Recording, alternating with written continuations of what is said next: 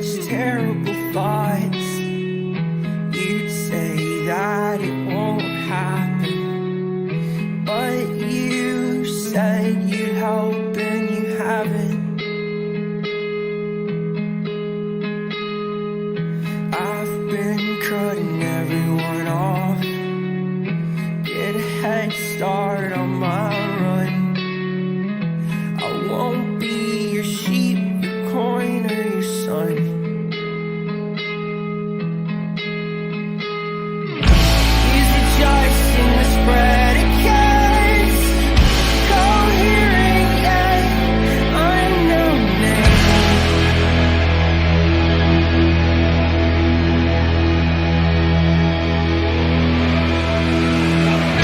Oh, can you put me in codes? 'Cause I was born for this language game.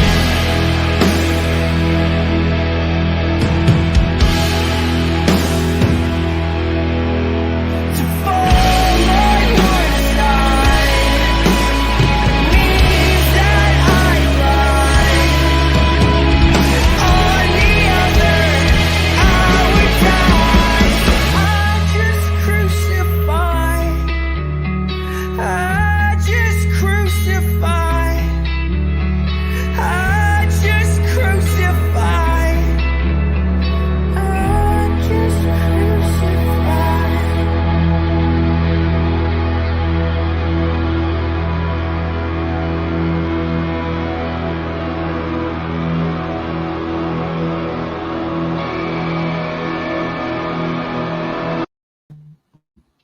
Welcome to Apocalypse Here, everybody. I'm going to make sure my microphone is working because it was being weird. It looks like it is. So, yeah, if anyone wants to let me know, that would be great, but it's looking like it's good. We're going to be continuing on with our review of Bruce McCormack's book, The Humility of the Eternal Son. And we're in chapter 2 now. Last time we talked about his historical narration of Chalcedon and sort of the history of certain figures prior to Chalcedon and then one post-Chalcedonian figure, John of Damascus. And what we're realizing is that there's an issue, really a contradiction, at the heart of Chalcedon. And it really set up a problem for those who would come after, because it couldn't simply be resolved by remaining committed to the same God concept of prior theologians. Sticking with an impassible and simple God has to mean that the man Jesus has no input on determining the person of the union, the Christological subject. At moments, for classical Christological theologians, the man Jesus, as a sort of self-activating human, would occasionally sort of disrupt simplicity and impassibility, but only for a moment. And at the end of the day, the person of the union just had to be the pre-existent divine logos for those classical theologians. And even with sort of post-Chalcedonian reconstruals of the Christological subject, as we talked about with John of Damascus, the communication of properties to the whole Christ remained figurative because of that pressure coming from impassibility and simplicity. Okay, so we're going to be moving into the modern period today. And as we do so, we should remember that simplicity and impassibility don't just go away. They continue on in pretty much everybody, although you do have certain figures who challenge it, like Hegel, as McCormack says, who took the step of equating the second person of the Trinity with either the man Jesus or the human race, depending on which of the competing theological interpretations of Hegel's religious thought was preferred. And then you have another figure who's challenging it, David Friedrich Strauss, who saw that what was really united in Christ, in the Chalcedonian definition, was not two natures, but two distinct personalities. Not everyone followed this road of being critical of the definition, especially certain Lutherans. As McCormack writes, quote, "Some at least were looking for ways to preserve as much as possible while recognizing the mediating theologians were the most significant in this regard, one alternative was devised by Gottfried Thomasius, the chief architect of Kenotic Christology, end quote. And we also have an alternative offered by Isaac August Dorner. And a lot of this has roots in the 16th century, especially with classical Lutheranism and sort of surrounding discussions about the real presence of Christ in the bread and wine. But I'm going to jump to the two major canonic figures just for the sake of simplicity and getting through this chapter in a way that's accessible, because there is a lot going on. So I'm just going to stick with Thomasius and Dorner, and hopefully that will clarify some things. And basically how they're trying to sort of meet Strauss's challenge about Chalcedon. Before we move forward, when we talk about kenosis, for those of you who don't know, we're basically talking about self-emptying.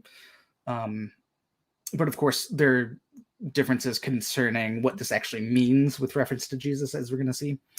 So both Thomasius and Dorner, these were two traditional Lutheran theologians who were committed to the Chalcedonian definition, as well as what is called the genus of majesty. This is a very Lutheran category, the genus of majesty. And this was a subclass of the communication of attributes that was devised by their 16th century forebears in the Lutheran tradition.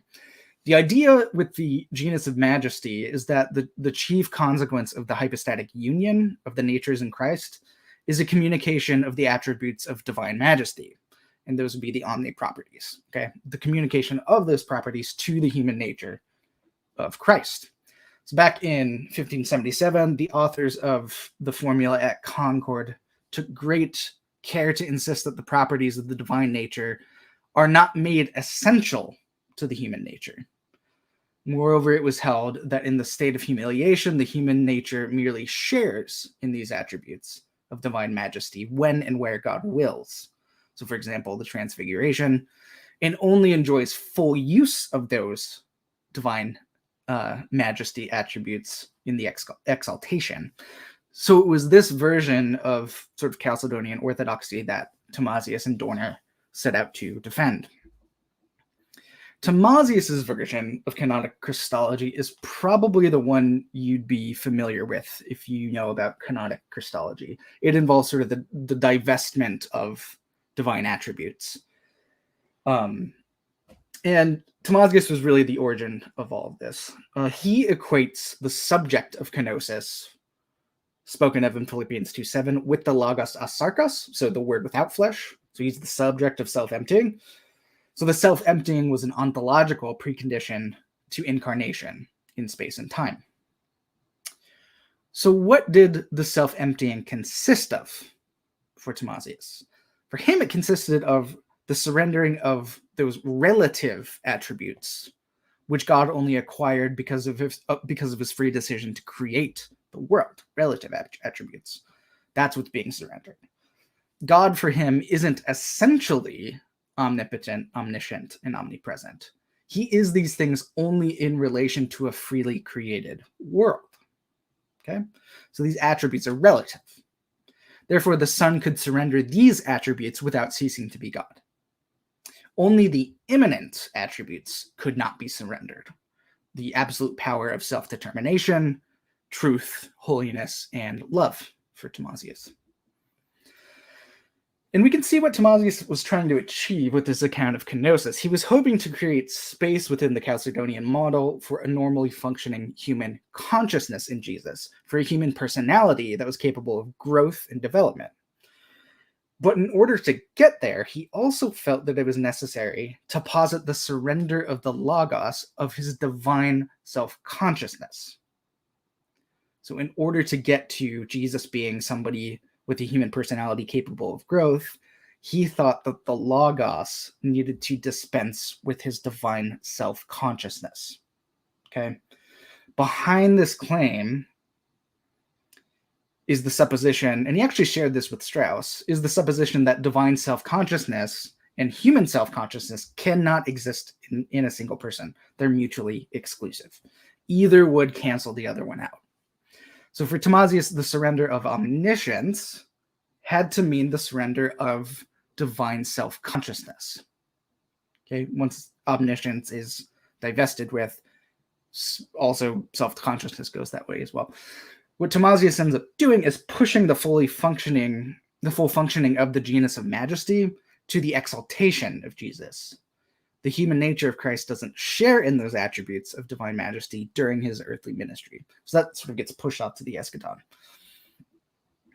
Thomasius ends up with the ancient anhypostasia, in which the Logos is stripped of its divine self-consciousness. Okay, so that's key for understanding his account of kenosis. He is only present, the Logos, the divine Logos, is only present as the impersonal ground of Jesus' being. The impersonal ground of Jesus' being. And so Thomasius ends up largely in the same place as his liberal opponents, with the affirmation of a man who is God, stripped of all divine consciousness. And all that you're left with is a man who subsists in divine being, but only in an impersonal way. So once you strip away divine self-consciousness, you have a God who's man, but it's this God man who subsists in a very impersonal divine being at that point.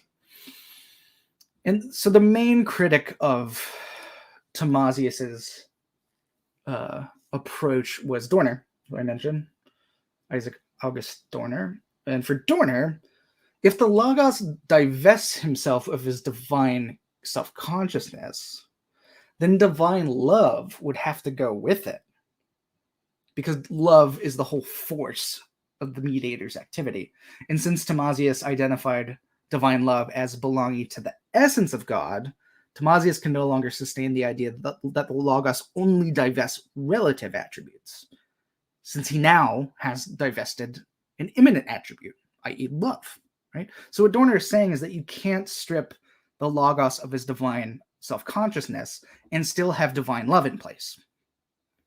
And if you don't have divine love in place, then you've eliminated an essential attribute on Thomasius' own terms. Okay? So basically, Thomasius sort of shot himself in his own foot, according to Dorner. Dorner's own solution looked a little bit different than Thomasius. In order to create space for psychological development in Jesus, Dorner posited a gradual uniting of the Logos with the human being. So it's an ongoing hypostatic uniting. It's not an instant hypostatic union. And the understanding of kenosis within this approach is a freely willed restraint of self-communication to the man Jesus. So there's no divestment of anything proper to the Logos as a person of the Godhead. There's just a restraint of communication to the man Jesus. That's what kenosis is sort of referring to for Dorner. This process of uniting is only complete in Jesus's exaltation. So it's a process of uniting. The result of this is a single divine human person for Dorner, what he called a, quote, theandric personality, end quote.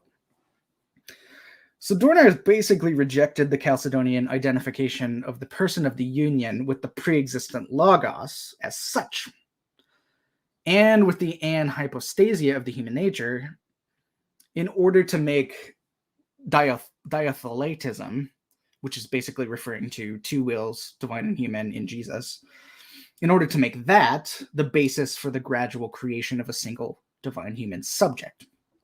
And this is distinctly Lutheran, although it defers the full communication of the divine attributes to the human nature to Jesus' state of exaltation. So you can see this tendency of pushing the full communication of divine attributes to the eschaton.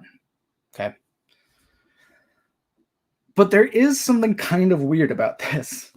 If Jesus could not fully participate in the attributes of divine majesty during his earthly ministry, as Dorner says, and that sort of waits for the exaltation, how could this take place in the exaltation without also producing the same result of Jesus ceasing to be human? Why does it matter if it's in the eschaton or not? Wouldn't human personality at that point be completely absorbed into the divine person in the eschaton? So think origin here, divinization, rather than producing a single divine human person. wouldn't Jesus' humanity just be absorbed into divinity? So the issue is that Dorner makes the genus of majesty the ontological ground for this gradual uniting of divine and human in Jesus. And the human can never come fully into its own on this basis. It ends up getting absorbed. It can only finally be eliminated, right? In theosis. But Dorner's Christology at least opened the door to thinking about the hypostatic union as an actualistic uniting, not union, uniting of divine and human persons. But the clear shortcoming is the way the problem of the unity of the person, this Christological person, has been handled, especially if you don't buy into the genus of majesty in the first place, right? If you're not a sort of classical Lutheran, and as a Reformed person, I don't really buy the genus of majesty sort of description. Anyway. Now, McCormack does talk briefly about Scottish canonicism, so some Reformed stuff, but this is basically where we're left at the end of chapter 2. Okay?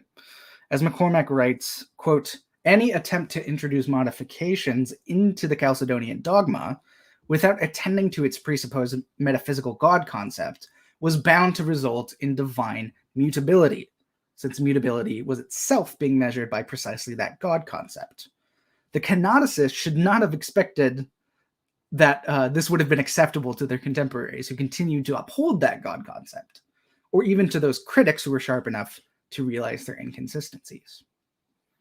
So just to sort of refresh, up to this point, the Orthodox tradition in Christology has been characterized by an inevitable and unending vacillation between two different definitions of the Christological subject.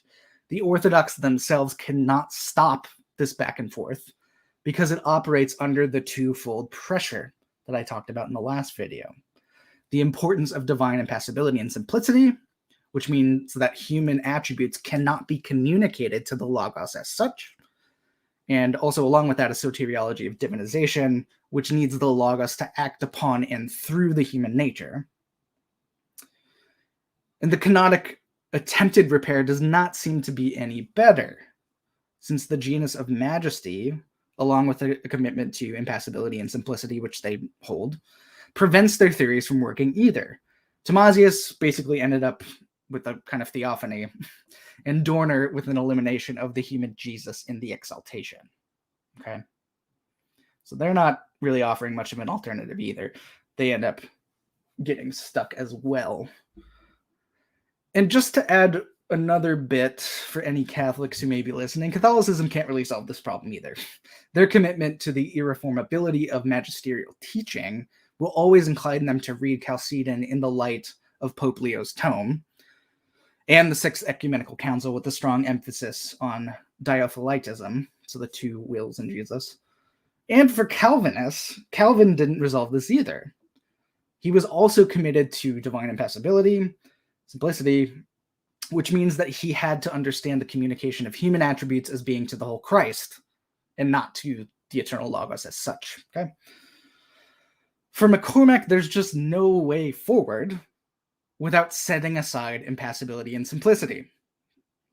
And just to sort of gesture forward to McCormack's constructive work, if we do set aside impassibility and simplicity, doing so would allow us to understand the communication of attributes to run both directions, from the divine nature to the person of the union, and from the human nature to the person of the union. The Christological subject is no longer the Logos as such, but the Logos made flesh, a composite person. Okay? So that's kind of where McCormack is headed. Next time, we're going to talk about some theologians who talk about kenosis as being sort of proper to the eternal Son, that this is something that is proper to the being of the Son, that mode of being. Okay? And these people will be Karl Barth, Sergei Bulgakov, and Hans Urs von Balthasar. So we're going to go through those three figures next time and their sort of canonic approaches, because they are thinking in that way as well. They just see kenosis as being fundamentally proper to the divine being in some way, and they do things differently. in their respective approaches. So that was basically chapter 2. I hope that kind of cleared things. It was a very complicated chapter, but I hope it makes sense with those two kind of main approaches to kenosis and why they don't really work. And the main reason seems to be that commitment to the genus of majesty, and also that sort of prior commitment to impassibility and simplicity. That those darn doctrines that keep finding their way in and messing things up. So thank you all for watching.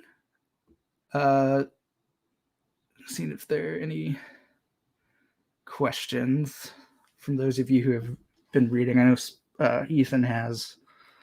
But yeah, if you want to shoot me a tweet or anything like that with any questions about this, some things I could clarify, that would be great. But that's chapter 2. We're going to move on to chapter 3 next time with Bart Bulgakov and Hans Urs von Balthasar. So that'll be fun.